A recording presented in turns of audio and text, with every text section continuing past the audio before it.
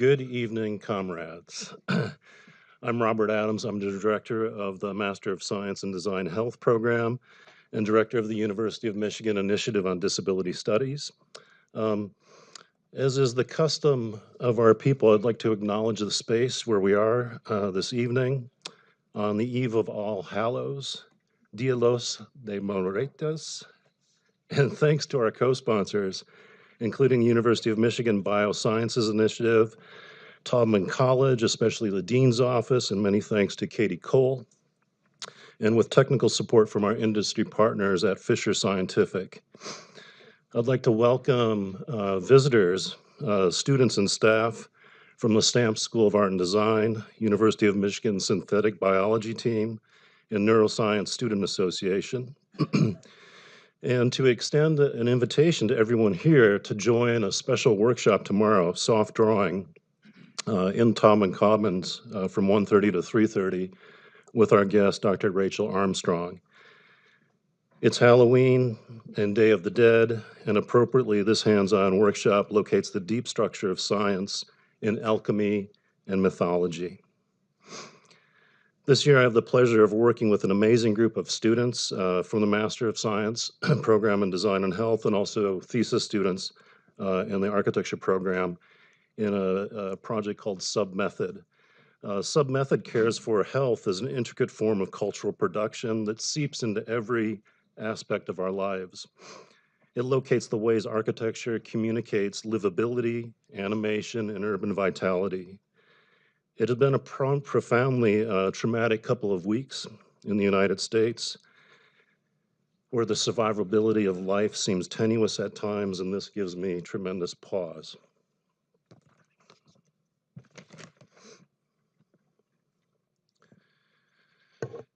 Dr. Rachel Armstrong is a doctor, a medical physician, an architect, designer, and key thought leader working at the intersections of biology, consciousness, material culture, metabolic networks, multimedia art, science fiction, and urban studies that bend the terms of architecture and the construction of life itself.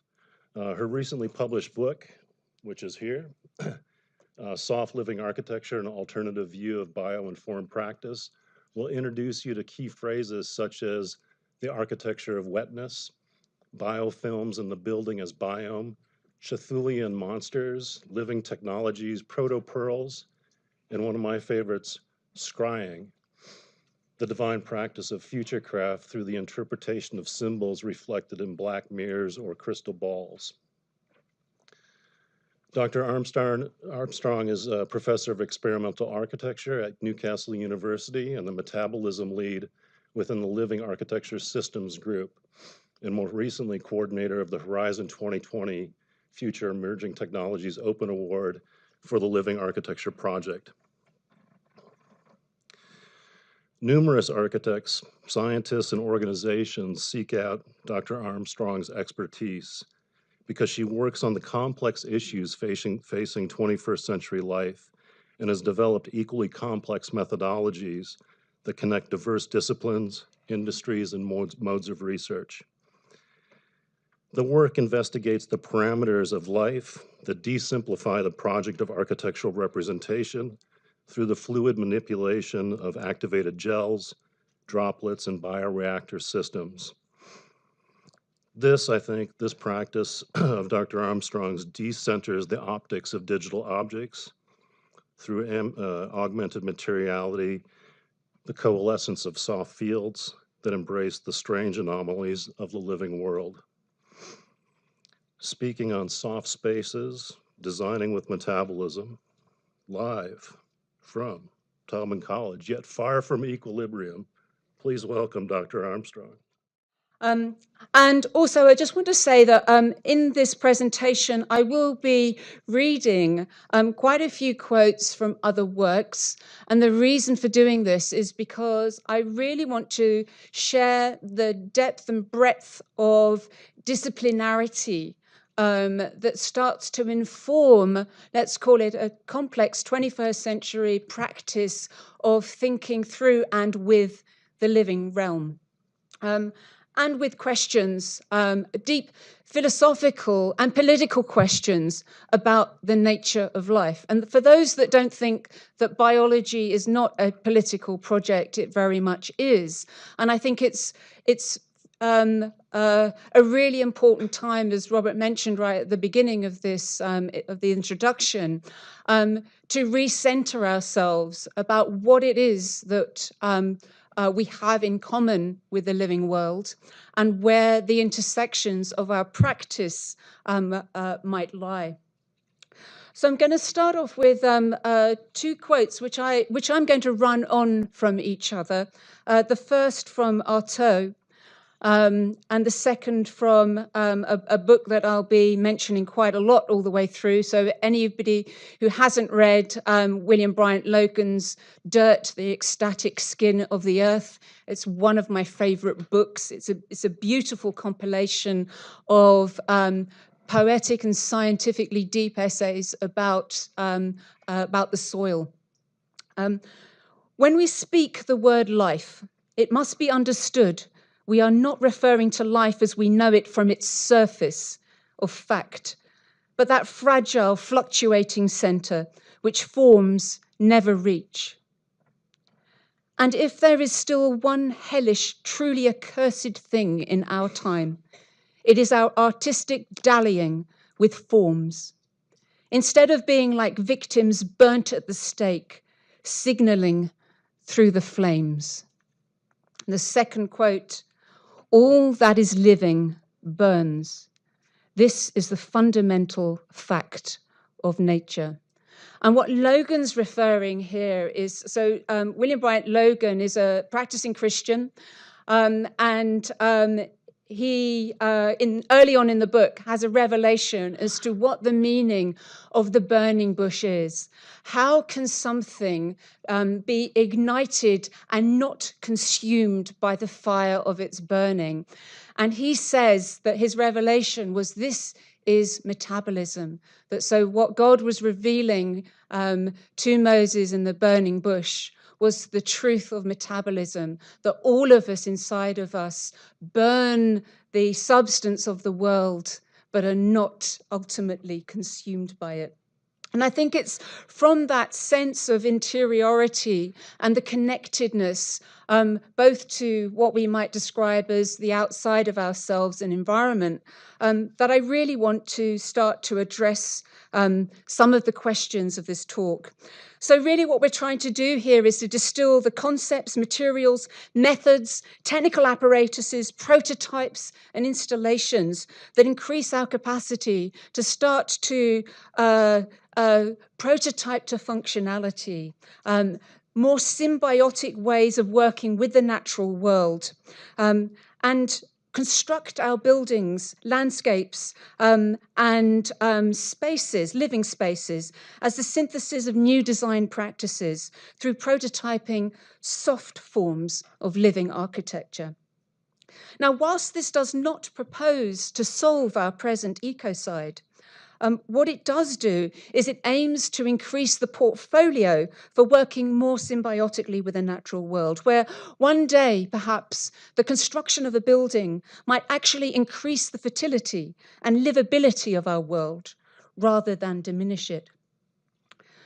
So what I'm going to do now is really position my work within the concept of experimental architecture, and which is the chair that I have at Newcastle University. And of course, there are other experimental architects in the room. So I'm just going to, let's say, position myself in relationship to the work that's inspired me, and show how my work is let's say, developing some of these concepts. So obviously, Peter Cook comes up with this idea of experimental architecture in a series of books, one of which is Experimental Architecture, 1970, and it contains that title. And what I love about Cook's work is really the critique of the cutting edge of architecture, a high modern architecture. He's turning on its head the tropes of modernity, therefore re-empowering society with the cutting edge of technologies, through space technologies, through plug-in in technologies, through new materials, and re-envisaging the world through different lenses. And the idea is that rather than having this top-down conformist way of inhabiting space, that people are re-empowered to create authorship and identity and a sense of place within their living spaces. And the other great experimental architecture that I'm going to draw on, just because he absolutely blows open the limits of the portfolio of architecture, is Lebbeus Woods, thinking through things like natural disaster and war as being the fabrics for architectural inquiry. And in this way, setting an agenda whereby architecture has to develop a philosophical and ethical view of its own internal practices. So what characterizes the challenges that we're currently facing? This is no longer high modernity in the age of, let's say, we're intersecting with high modernity and the age of intelligent machines and cyborgs, and this coming together of a diversity of technologies that's starting to raise questions about the kind of age that we're living in.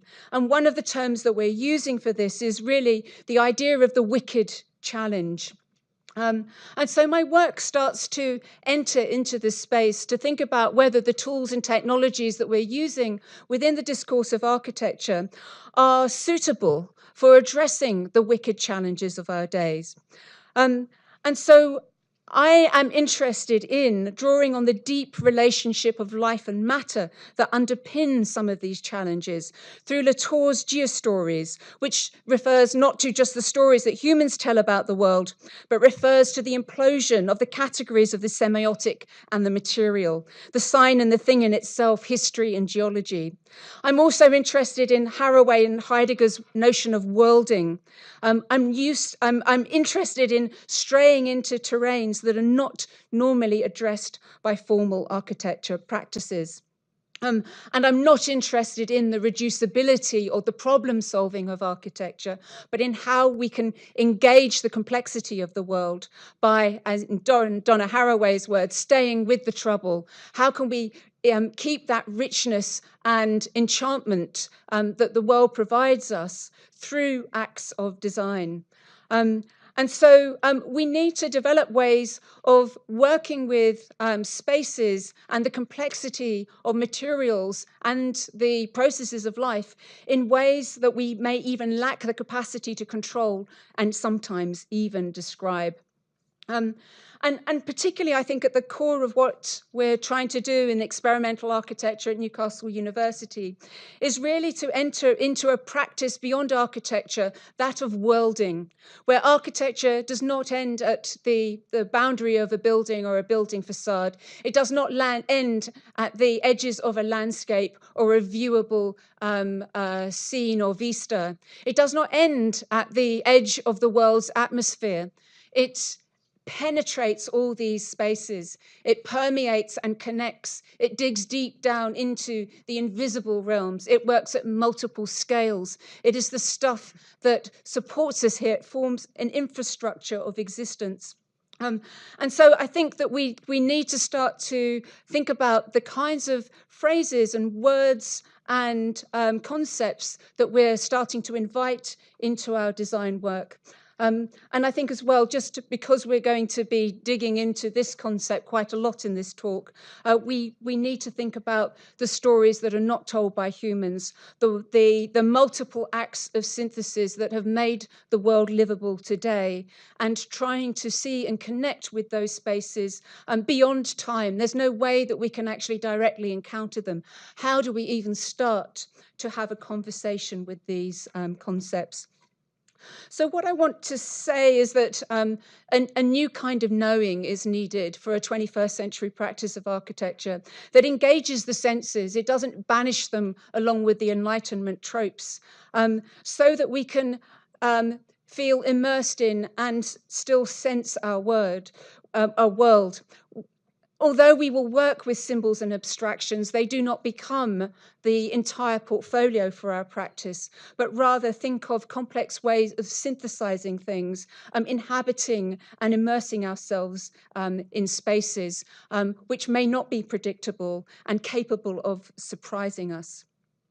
In that sense, what we want to do is to prototype to functionality the concepts and the ideas that obsess us, the things that concern us, the things that we turn over and over again and do not know how to solve or reduce into neat little geometries or packages or explanations. And through this, I want to introduce the idea of softness, softness being a wicked concept, and potentially the fabric through which all architecture exists. At the moment, we think of architectures as being made of hard, inert materials, but if we invert that on its head, perhaps architecture is many degrees of softness. Some appear to be more durable than others.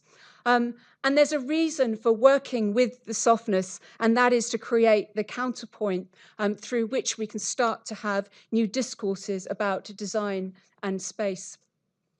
So our anthropocentric view of technology specifically takes place through the idea of the industrial machine and modern gadget, which provide us with the tool sets that deal poorly with softness. Beyond Le Corbusier's machine for living in is an amorphous and heterogeneous nature that is effectively invisible to and outside of the technosphere. Although it constitutes many familiar substances, from the comfort provided by furnishings to the malleability of clays, pliable doughs, and through the properties of waters and oils that constitutes the slipperiness of painting practices. We need to re-engage with softness to present this counterposition through which we can start to interrogate the kinds of things that we are immersed in right now. So I'm just going to look at the way that softness has been used by certain practitioners. This is not an exhaustive survey of every form of softness that has ever reached an artistic portfolio. But I think it's worth just having an overview of how it's been used to provoke. So Duchamp's Underwood typewriter case became a soft form of ready-made, again, to, let's say, increase the possibility of what the ready-made could be. And Dali's notion of soft time with the advent of quantum mechanics, where quantum thinking really deals with the absurd and the unpredictable in terms of an Enlightenment logic. Or even the work of Max Ernst and the technique of decolomania as a liquid expression which releases the images from the unconscious mind. Or Julius Popp and his analog forms of liquid computing, which are absolutely amazing. This is the letter A that's just forming. I love the idea of an analog liquid computing for a 21st century idea of what computation means in an ecological age. Or even the tears of Rosalind Fisher, which on accretion start to talk about different tear types with patterns of frustration, sorrow, rejection, laughing, yawning, and onions. And the cheeses that were made from toe microbes and various other microbes from the body by Christina Agapakis and Cicel Tolas. But the idea then that we are making objects that make us think and provoke through artistic practices starts to help us let's say, take a counterposition for a portfolio of technologies for architecture. But let's de-anthropocentrize this. When we think about technology, I mentioned that we think about the industrial machine. If we think of technology as being instruments through which we can perform work, all creatures have been doing this since time immemorial. And these are plasmids, which are possessed by bacteria that help them perform different kinds of work. They can transfer these not just between different bacteria, but between different species of bacteria, which give them the capacity to make certain molecules and respond to challenges in certain way. And in that way, the technology becomes a kind of virulence and is adopted by first adopters and second adopters in their communities, so that these technologies enable them then to relate better to their world.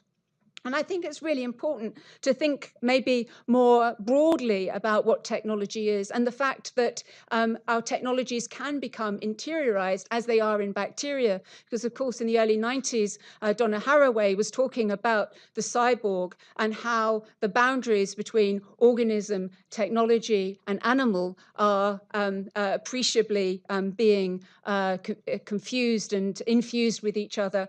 And perhaps we could say they always have been.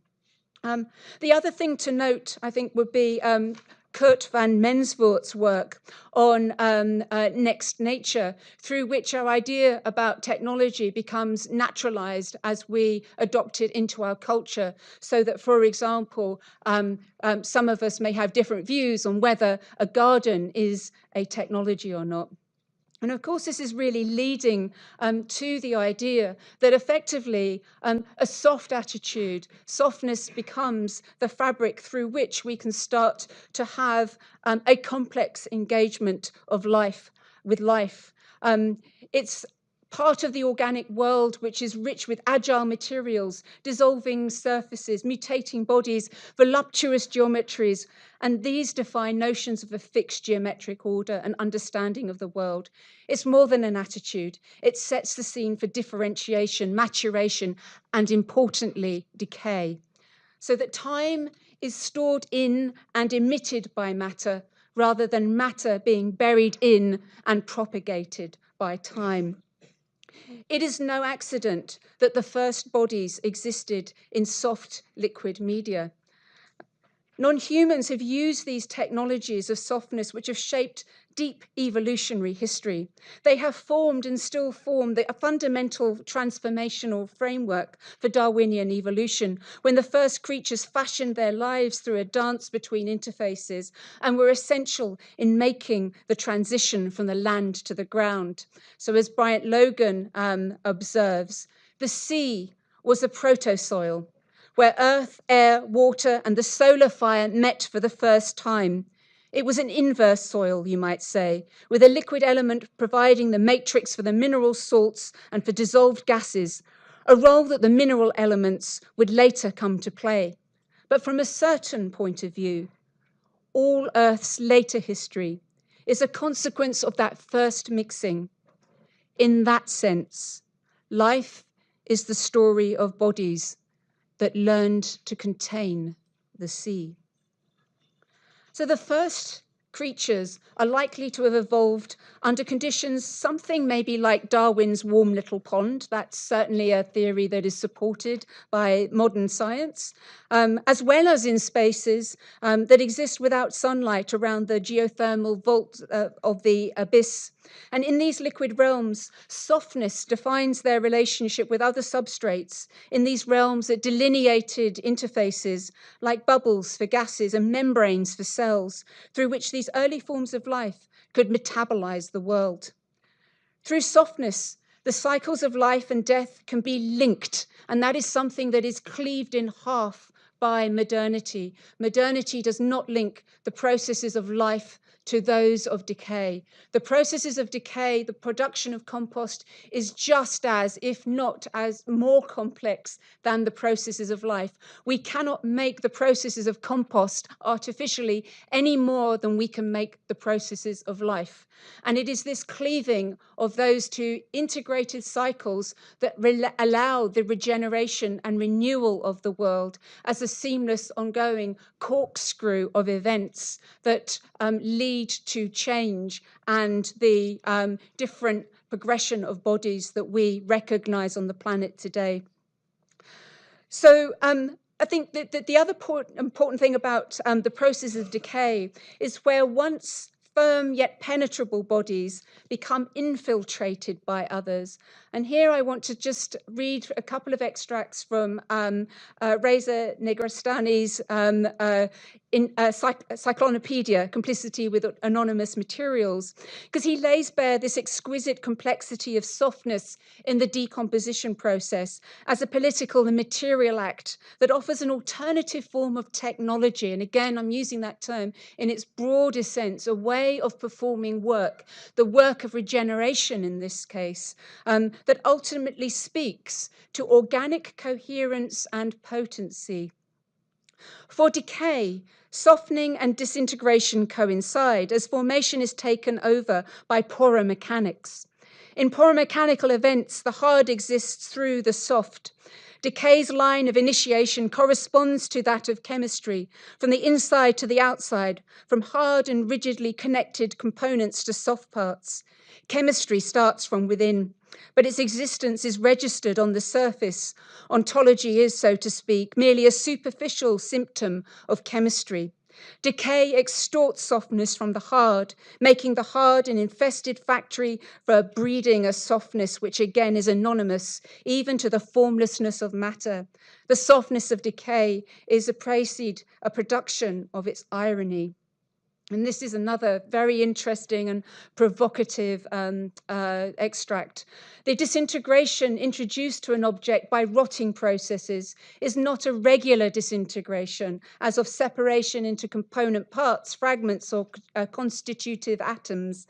Decay is a non-fragmentary disintegration in which everything remains connected to the decaying entity. Continuity is preserved in the absence of consolidated dimensions and coherent measurement. Consequently, the disintegrative process of decay expresses the logic of terminal softness, or goo, where continuity is the result of wasteful bonds and the impossibility of rejecting such bonds. In that way, it's a wicked substance and a wicked process. Integration, too, is impossible because scales and dimensions no longer maintain the capacity of their formative powers. Decay creates a mucoid continuity in disintegration. So whilst softness acts almost as an inverse technology, in other words, a host that enables many other work-making processes, its act of permission and collaboration generates strength through the myriad alliances it forms. The dance between minerals and softness has diversified the history of life, enabling the transition from liquid to air-based environments through creating structural vessels through which their soft bodies may survive the ravages of the sparse air. To understand this incredible choreography between the hard and the soft elements of life, we must look to the deep history of life, where the metabolism of the world's proto-life was inseparable from its rocks.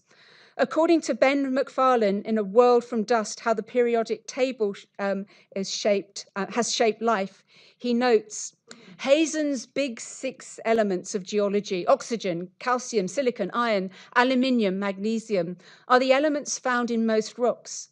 The sets overlap significantly with life because life ultimately comes from rocks, and to rocks it must return.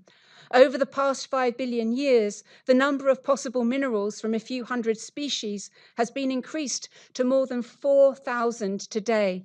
The other planets are in arrested states of development, and they have only about 1,000 minerals. So the presence of life on this planet has not only created the change in atmospheres that came with photosynthesis and took us from the Hadean epoch to the Archean epoch with the great oxidation events, making the breathable world. It has also changed the very minerals that exist under the ground that we have been using through the industrial period in order to create new technologies. So again, I'm thinking about technology as a deep process of work making and its relationship in that way, its inseparable relationship with life. So through the weathering of rocks calcium was released into the ocean and enabled the development of rigid structures in soft bodies through the formation of shells and bones. Overall, calcification evolved at least 28 times in separate species, so that using different proteins as structural systems, creatures had a diverse toolkit to arrange calcium and other materials into solid structures. It's important here to acknowledge the opportunism working along with genetic memory in these adaptive, then evolutionary advances in biological diversity. Softness has enabled the organization of these systems and brought more complex configurations of softness, which was not simply about the support and functioning of liquid bodies, but the developmental complexity brought by exchanges between metabolizing bodies with air, that required rigidity and also resulted in the formation of regenerative matrices of the ground, which we recognize as Earth soils. These colossal, complex structures are hyperbodies that are made up of many participating yet loosely associated agents, which demand their own language and modes of navigation so their vastness and strangeness can be appreciated, not only in their generalities, but also in their details. As Logan says, soil participates in the recirculation and transformations of the four major elements, earth, air, fire, and water. Like our bodies too, it is full of channels and pathways, directing the elements in fertile combinations and transformations in distinct organized levels of the whole structure. And like our bodies, it has a definite genetic form.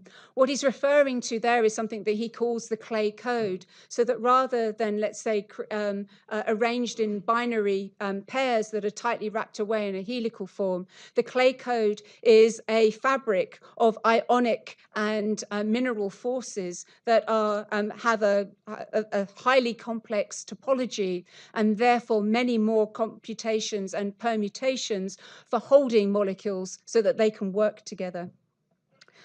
By maintaining their softness, multicellular forms of life could undergo radical transitions in form and metabolism to enable highly complex modes of differentiation through orchestrated series of complex stages, such as embryology, where body patterns are produced by contingency and active modification of segments, as well as carrying out the instructions of the homeobox, the segmental genes. I think it's worth mentioning here that controversial biologist Donald I. Williamson argues that during the Precambrian era, the non-modern plasticity of the bodies that produced the Cambrian explosion were combinatorial chimeras that contributed to the diversity with the epoch that gave rise to all known modern body plans, the Cambrian explosion. His theory is that all Cambrian animals were marine. And like most modern marine animals, they shed their eggs and sperm into the water where the fertilization took place. Eggs of one species frequently encountered sperm of another, and there were poorly developed mechanisms to prevent hybridization. Early animals had small genomes, leaving plenty of spare gene capacity. These factors led to many fruitful hybridizations, which resulted in concurrent chimeras. Not only did the original metazoans hybridize, but the new animals resulted from these hybridizations also hybridized, and this produced the explosion in animal form. He then goes on to say that he cannot prove that Cambrian animals had poorly developed specificity and spare gene capacity, but he believes it makes sense. Indeed, genetic studies do not support the idea that modern larvae evolved by hybridogenesis, but I think Williamson's view is worth mentioning as a way of thinking back into deep time when potentially the developmental plasticity of bodies was not the same as they are today, not as a formal scientific hypothesis, but as a tool for thinking through. In this sense, then, the notion of modification by descent is challenged in deep time by alternative forms of propagation or diversification, which are not recognized by the modern synthesis, which is the view of life based on evolutionary gradualism that's supported by a technological portfolio and reinforces the view of living beings as smart programmable machines. But eminent biologist Stephen Jay Gould has also asked how different a biology would be if the tape of life was replayed from any point since life's origin, including its variations in deep time. And he says, I call this experiment replaying life's tape. You press the rewind button and making sure you thoroughly erase everything that actually happened, go back into any time and place in the past, say to the seas of the Burgess Shale.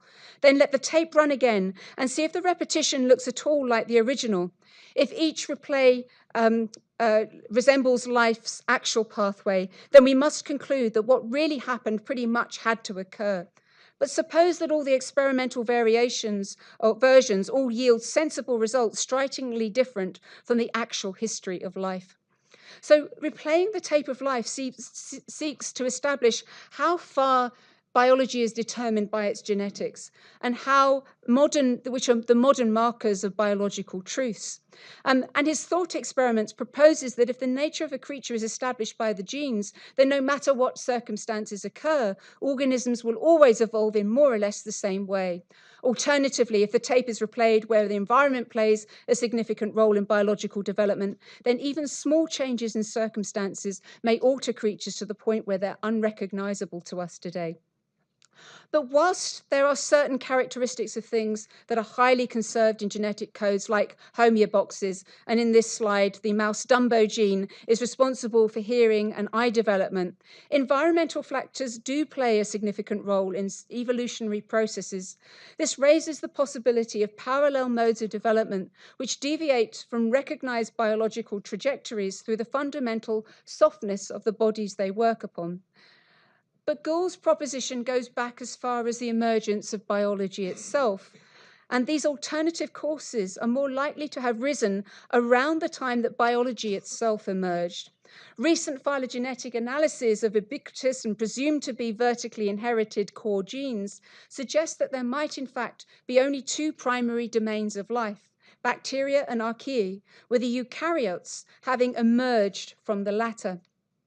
Now, what's interesting about this hypothesis is that it lends greater weight to the deep origins of the partial digestions of creatures at the early stages of evolution, which are issues raised by Lynn Margulis and repeated by Donna Haraway in her Anthropocene, Capitalocene, Thulacine essay as counter-narratives to genetic hierarchies and forms of biological organization. And this is a quote from Haraway in conversation with Martha Kenny. Lynn Margulis took this idea of symbiogenesis from a Russian biologist who studied lichens, Konstantin Merejkovsky, who coined the term in 1910. Margulis was, amongst other things, a scholar who actually read German. She then reintroduced symbiogenesis to refer to the origin of complex cellularity through which the prokaryotes in the world of bacteria, who need to eat in order to live, eat each other but get indigestion, that kind of partial eating but not digesting, that kind of coming together but not fully assimilating, whereby two become less than two but more than one, where number gets troubled and the complex modern cell originates through eating each other but are not fully assimilated. So a study of soft places imagines that through the integration of soft materials into our living spaces, parallel approaches to the construction of space is possible. Through the investigation of our deep material histories and contingencies, alternative understandings, expressions, approaches for construction, and modes of inhabitation of spaces become possible, all with architectural effects. The issue then becomes, how do we begin to design for and with the idea that life is enfolded inside itself? We are no longer designing with Euclidean geometries, but manifolds of lively matter. So to answer this, the distinct characteristic of living things must be acknowledged. And the Enlightenment view of the natural world is to value it by its form. This, of course, is expressed in mathematical terms, such as Wentworth Darcy Thompson's On Growth and Form, where he wrote, "Something of the use and beauty of mathematics I think I am able to understand. I know that in the study of material things, number, order, and position are the threefold clue to exact knowledge, and that these three, in the mathematician's hands, furnish the first outlines for a sketch of a universe." But it's also explained as chemical narratives towards the turn of the 20th century, just after the turn of the 20th century, as an increasingly complex expression of matter, which is widely evidenced in Stéphane Leduc's The Mechanism of Life. I don't know how many of you have read that, but it's a really interesting read. And he writes that that which constitutes a being is its form. For a living thing is born, develops and dies with the form and structure of the organism. Living beings are transformers of form. This ephemeral nature of the living being, which perishes with the destruction of its form, is in marked contrast to the perennial character of the matter and the energy which circulate within it.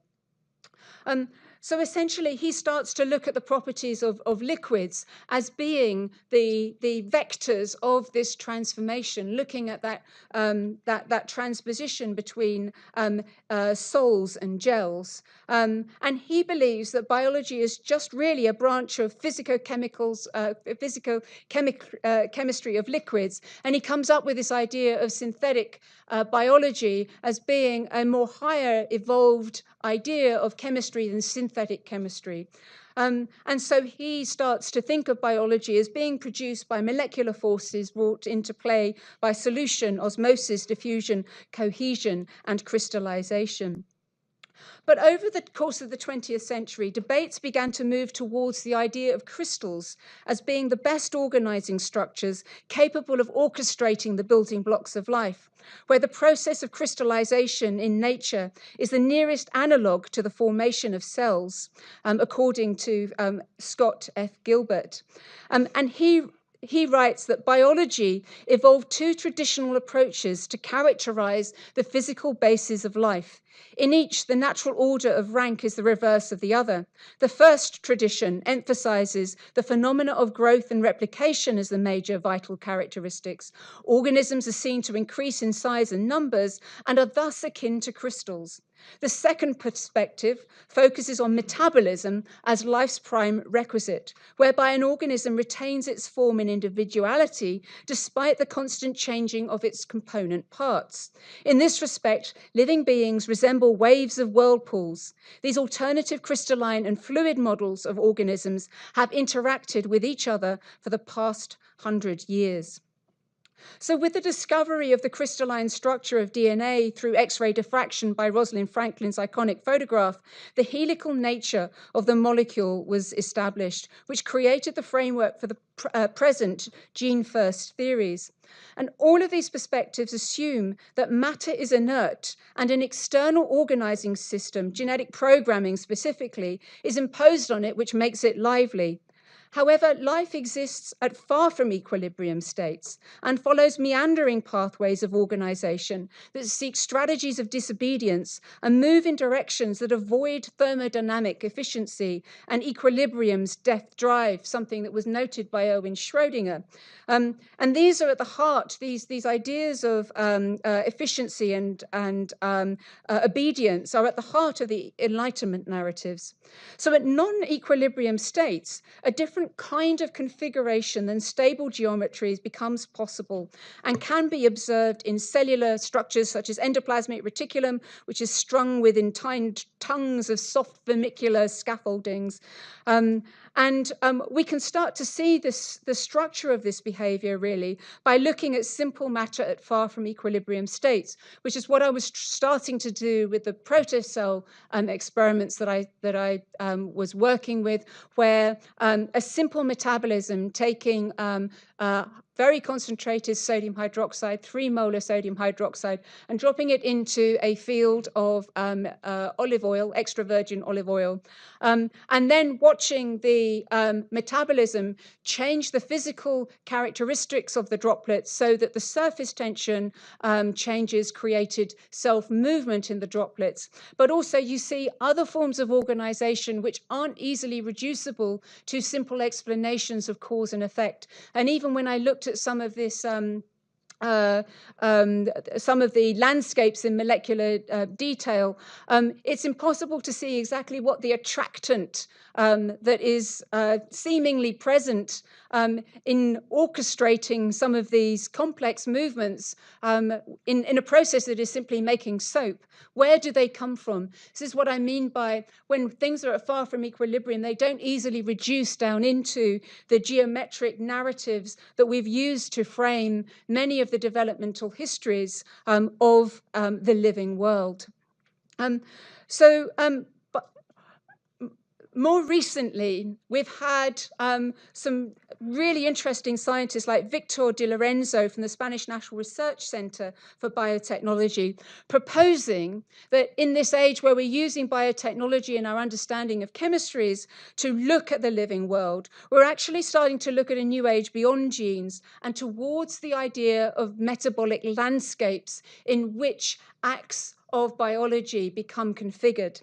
So I'm going to read this, bear with me, I'm going to read these 3 sections from Di Lorenzo's work because I think it's important, because this is a scientist who's actually worked with the cutting edge of synthetic biology and is starting to understand that the deterministic outcomes that are imposed upon these living agents are somehow at odds with the performance of the physical system, which is where he's coming up with his, let's call it a manifesto for metabolism. So by looking at the genes, we should know everything in biology, and just by modifying them, one could reprogram the behavior of living systems at our ease. It is like if bacteria were computers making computers, and just by replacing the program, one could make them do things that they do not normally do. The interpretive frame that places all emphasis on genes has dominated much of the biological research agenda of recent decades, and has recently been boosted by ease of cheap DNA sequencing. But is such a focus on genes and DNA the ultimate way to go? After many years of trying to genetically reprogram environmental bacteria for release as agents of in situ bioremediation of toxic pollutants, my candid answer is no. And the one reason is that one cannot just play with DNA while ignoring chemistry and metabolism, let alone some of the principles of chemical engineering. He goes on to actually start to describe the process of metabolism as an organizational system in quite interesting terms. The interplay of DNA and metabolism, in my view, is akin to that of politics and economy. Both realms drive their own autonomous agendas and obviously influence each other. But whether one likes it or not, it is economy that ultimately determines the viability of any political move. By the same token, metabolism, i.e. the economy of living systems, an interesting phrase, frames and ultimately resolves whether a given genetic program, i.e. already existing, knocked in by horizontal gene transfer or engineered with recombinant DNA technology, can be deployed or not. And so he thinks then that this calls for a novel view in which metabolism has the leading role, and this is really important, the leading role in the chain of biological command.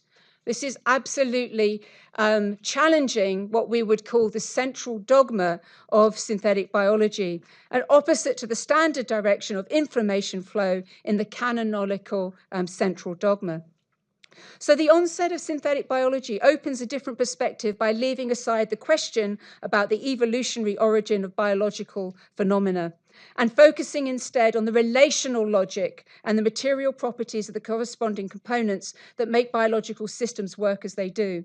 Once a functional challenge arises, the solution space for the problem is not homogeneous. That's another really important thing. This is, again, it's a wicked environment. You've got heterogeneous complexity with many different kinds of attractors. So the solution space for the problem can only be accessed through random exploration, as evolution does, or rational design as engineers do. And although, then I like this bit because he comes to a happy resolution, although these paths, evolution and engineering, are essentially different, they can lead to solutions to specific mechanistic bottlenecks that frequently coincide or converge, and one can easily help to understand and improve the others. So in other words, this is not about an either or. This is about how do we use what we know and the insights that we've got from this incredible development that's gone into the late 20th century molecular biology, and how do we start to bring that into juxtaposition with this idea of these wicked metabolic landscapes, which actually may be the decider of all events. So how do we start to bring about that? How do we start to test that and design with it? So specifically, the interconnectedness of metabolic systems through an ecology of exchange starts to establish boundaries where indistinct boundaries where life forms are actually interdependent, and we become inextricably entangled with our environments. And it's metabolism that makes up these infrastructures that generates our ecosystems. So that essentially is the theoretical background in which this design challenge was imagined. The Living Architecture project was an EU-funded project for 3.2 million euro. And it was asking very fundamental questions, which is, what is the fundamental agent of design in the 21st century? And can this fundamental design agent be used to create an ecological space for living in, where the processes that take place in our homes collectively, as I was saying at the beginning, benefit rather than degrade the local environment? So I'm going to flick through these pictures because they're diagrammatic, as the Living Architecture project will be assembled as hardware in December and inoculated at the end of January, early February. But the best way to think about it, although it's a bookshelf-sized structure, about 1.8 by 1.8 meters and 1 meter depth, in which a series of cow stomachs, let's call them, are placed. Because I think the best way to think about it is not as a structure, but actually as a digestive system, where the organic matter from household liquids, such as grey water and urine, pass into a series of digesters that contain different bacterial species. And during that process of transformation from one site to the other, they produce a range of different products, one of which is a marker, which is the inorganic phosphate, but others which can be used within the home, like polished water, so reclaim some of the water, electricity, and in this speculative case, we were thinking about generating a next generation biodegradable soap, which could actually be produced by the bioreactor. So how does this work? Well, each one of these stomachs looks something like this. And that looks like a frightful slide because it's got big words on it, but I'm going to really try and reduce it down to a simple principle. So let's call the big rectangle a living brick. And that living brick has an internal metabolism. You can see that it's divided almost like its own little stomach, a membrane, a dotted blue line, through which substances can selectively pass. In the top chamber, we have a light-loving creature, an algae that takes sunlight and uses that to build a lot of sugar. It's genetically engineered, this one, so it's an overproducer of sugar. It makes a really sugary environment, which starts to move through the semi-permeable membrane.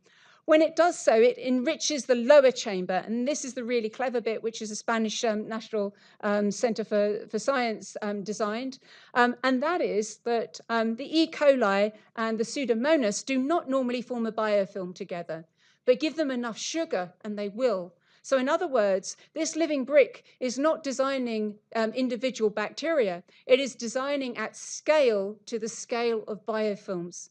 So by creating the environment, so it's an environment producer, let's say, so the brick is producing an environment that allows us to assemble different agents together, all of which we know the genetic sequences to and can hack into those spaces. In other words, it's giving us a portfolio to start to design with metabolism and then work in a combinatorial way where different bricks can be placed alongside each other, exchanging substrates where the output of one system can be the input of the other. And this is again, the kind of rather technical diagram that shows how we're going to assemble this. We've actually got 15 little cow stomachs, which are in the middle there. You can see they've all got different chambers to allow that exchange through membranes. The feeding system comes in through the settlement tank, which is the urine and the grey water. It is enriched with those green tanks, which are full of oxygen, which boosts the power output, the electricity coming out from the cow's stomach. And at the bottom are the sedimentation tanks that collect those different outputs, and then they can be either siphoned off or re-entered into the system. So it's a very simple system. It's literally a digestive system, but we're able to program the different biologies or the different metabolisms that go into each of those bricks. And this is where, let's say, the design really comes in, because the bacteria and the kind of microorganisms do very well if you design the right kind of space. I mean, bacteria need the right kind of house as much as a human does. So part of the design of the living brick is to create the right kinds of functional spaces, but also relational spaces through which optimum kinds of exchange can take place. And, you know, part of the challenge is really, you know, what does a home for a E. coli or a kind of a natural pond-based bioreactor look like? We don't know these questions. We don't know the answers to these questions. This is one of the specific bioreactor types that we've got, which is the microbial fuel cell. This is work that is a specialism of Yanis Iropoulos from the University of West England. You can see, though, that the idea of a typology of brick completely changes. These have to be fed and cleaned, just like a creature is. And what's happening is that the wastewater goes into the anode, it moves through the ceramics, which is the membrane, and then is produced at the cathode, which is the clean water, the electricity, and oxygen. So it's a system that actually involves in metabolic and chemical exchange. And as you can see on your right, that a small amount of electricity is produced. I do want to stress that this is like 0.2 millivolts per brick. It's not going to power a 230 volt based home. However, it does raise questions about the appropriateness of the energy going into a modern home, and whether we can do with 12 volt supplies, how much of our daily energy usage could actually be supplied by much lower voltages, and how much of that then would be, let's say, a pooled or a shared resource of much higher powered appliances. So I think when we think of the paradigms that have been set for our energy usage and for the metabolic demands of our own homes, we have to think as well about the industrial origins, you know, the influence of Tesla and Edison on, you know, the amount of power going into a modern home, and then the changes after the Second World War, which, you know, also set a new agenda for the way that we use resource. Now, we can integrate these spaces by using, let's say, different configurations of the components. Here we've got a close-up of an integrated space where we have the anaerobic bacteria on the inside and the photosynthetic creatures on the outside, and you can see the details of the different membranes as the metabolisms start to connect. And really then to think about what does that actually mean when we're thinking about design and the construction of spaces. Can we start to think of soft cities, beyond soft spaces into soft cities? And of course, my preferred site of looking at anything like this is Venice, partly because it has an unusual infrastructure in that it is situated within a liquid environment, which in itself is a soft, malleable medium. And we can see that even within this soft, malleable medium, we're getting the growth of thrombolites without the use of human intervention, which are literally organic rocks that have been grown by the accretions and the secretions of algae and bacteria in the waterways.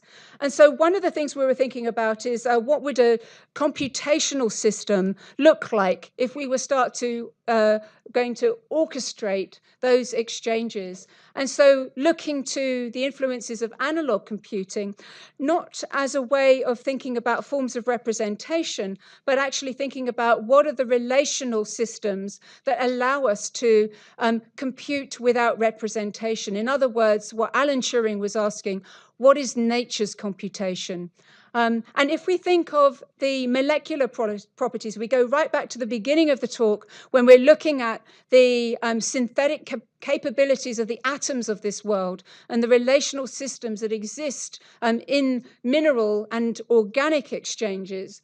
It becomes possible to think of a computation as an iteration of an event, whether that's a precipitation or a blink of an eye or a heartbeat or a footstep. The repetitions in the world is the way, let's call them nature's beats. So in this system, we've smashed that idea of matter at far from equilibrium states in some kind of higher than usual energy state compared with the relative equilibrium.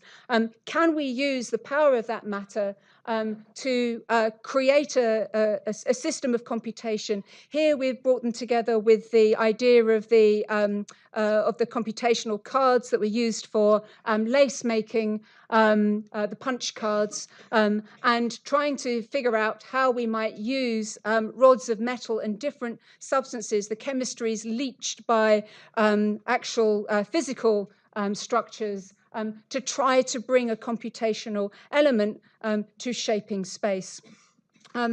And Christian Kerrigan obviously has done a lot of work on the future Venice system, and he's also done some designs thinking about what that system might look like and what the various forms, rather like Pamukkale here, might produce. And so really I kind of want to just kind of bring the possibility that, again, at the beginning, going from this idea that architecture is about the hard, inert, and the permanent, to architecture is actually about the soft. And the degrees of softness that we select in order to make the programs for life and for living in. So I also don't want to just leave this on a technical note, because in some ways it strays away from the potential poetics that arise from these let's say, wicked exchanges. And so it also raises questions about the framing and the freedoms of the design process. Are we just engaging in a form of soft modernity where our machines are simply made up of squishy parts? And in this sense, this project called Caustic Ophelia is a project that looks to the inner life and identity of a brick. How does the brick feel about this? What's the brick's agency? What's the brick's personality in this? It was made for the Living with Adaptive Architecture exhibition at the Lakeside Art Centre in Nottingham, and was designed by myself and Rolf Hughes. And it speaks of a body that has got a lifespan, propensity for decay, has memories, desires, and through which we seek alternative relationships, potentially like houseplants, maybe like pets, but ultimately beings through which we can forge new relationships. And I'll skip to the middle of this just to, I won't play it all. The blue bacteria. Can you hear any of that? Blasted mulch. A spore of pollen. She's drying out. Blasted balloon. Dying to dry out. She's drying out. Caustic Mold. Dying to dry out. Eat I me. sucked It's caustic heat wit. seeking. A drum. An open coffin. Its within heat which a many bloody rivers. room. An open Heartbreak coffin. hotel. Whole world within Caustic soda. many rivers. Copper. Mulching. Ophelia! Heartbreak Hotel. What? Caustic Nothing. soda. She's drying out. Nothing will come of nothing.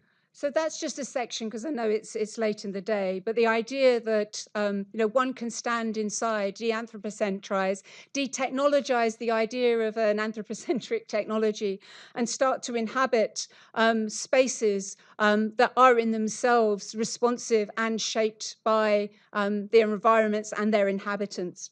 And so it really leads on to thinking about what an ecological architecture might be. And so in this talk, really, we've seen that the living realm is populated by the paradoxes of continual, successive erosions and depositions of matter. The softness of the living world renders it pliable, capable of change, adaptation, sensitivity, livability, and primes the matter of the world towards life producing itself. Looking to the deep history of the planet, where soft spaces started to differentiate themselves from the mineral realm through the metabolic dust of biochemical processes, the bodies first settled like snowflakes, accreting holy matter and becoming soft formations that are later infiltrated by crystallization processes, which ultimately become firm scaffoldings that enable soft bodies to live beyond the sea. Soft spaces are necessary for life. They're not inert geometries with defensive boundaries that aspire to permanence, but tactile, sensate bodies that are penetrated by, infused with, and leak into their environments. These adaptations are wicked processes that cannot be fully explained by reductive abstractions alone, participate in a broader metabolic set of exchanges that in turn alter their bodily form, change their surroundings, and in turn are changed by their environment, as Charles Darwin observed. Further complexification involves the subtraction and canalization of matter, which enables growth and provides a framework for approaching a more sensitive, caring, and responsive architecture than we have inherited through industrialization. While mature tool sets for working with soft spaces do not yet exist, the technologies are nascent. The first buildings that appreciate soft spaces already exist, like the BIQ building in Hamburg, which has incorporated photosynthetic algae into its building exterior.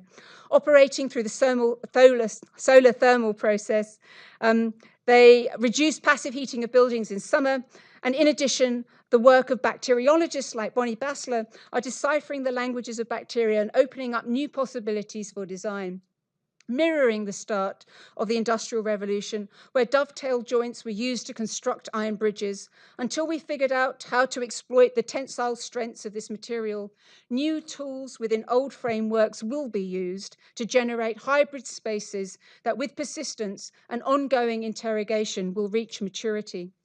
To take our first steps towards a truly ecological architecture that is creatively engaged with the metabolic manifolds of the living world, with the potential of soft spaces, must be realized within our design and engineering portfolios. We must consciously imagine their participation and in the choreography of space through wicked frameworks of organization, and find ways to work around our conceptual blind spots so that we may become appropriately more comfortable with fuzziness and uncertainty, so that we may prototype alternative futures to functionality, and so to stand a chance of ongoingness through the production of architectures in ways that are capable of reconnecting, re-enriching, and re-enchanting our living world.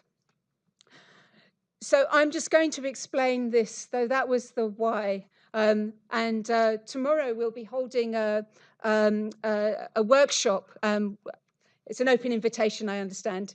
What we're going to be doing is actually defamiliarizing ourselves with the art of drawing.